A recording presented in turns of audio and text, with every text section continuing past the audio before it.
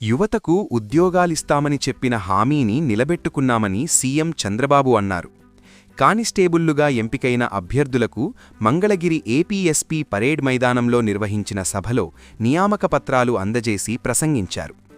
Constable ఉద్యోగాల కోసం 4 ఏళ్లుగా నిరీక్షించారు. సంబంధిత నోటిఫికేషన్పై వేసిన కేసులను పరిష్కరించాం.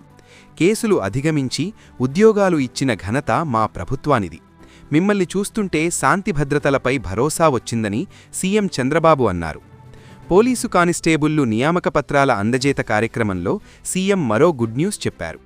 శిక్షణలో ఉన్న కానిస్టేబుళ్ల స్టైఫండ్ను 12,500 రూపాయలకు పెంచుతున్నట్టు వేదికపై ప్రకటించారు. ఉప ముఖ్యమంత్రి పవన్ కళ్యాణ్ డీజీపీ హరీష్ కుమార్ గుప్తాతో సంప్రదించి వేదికపైనే ఈ ప్రకటన చేశారు.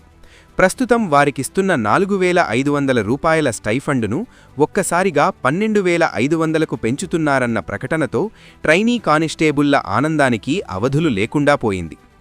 డిప్యూటీ సీఎం పవన్ కళ్యాణ్ గారు మాట్లాడుతూ ఐటీ మంత్రి నారా లోకేష్ మెగా డీఎస్సీ నియామకాలను కూడా పండుగ వాతావరణంలో నిర్వహించి నియామక పత్రాలు అందించారని, ఈరోజు ఆయన ఇక్కడ లేని లోటు కనబడుతోందని, ఇప్పుడు కానిస్టేబుళ్లకు నియామక పత్రాలు అందించే సమయంలోనూ ఆయన ఇక్కడ ఉంటే చాలా ఆనందంగా ఉండేదని అన్నారు.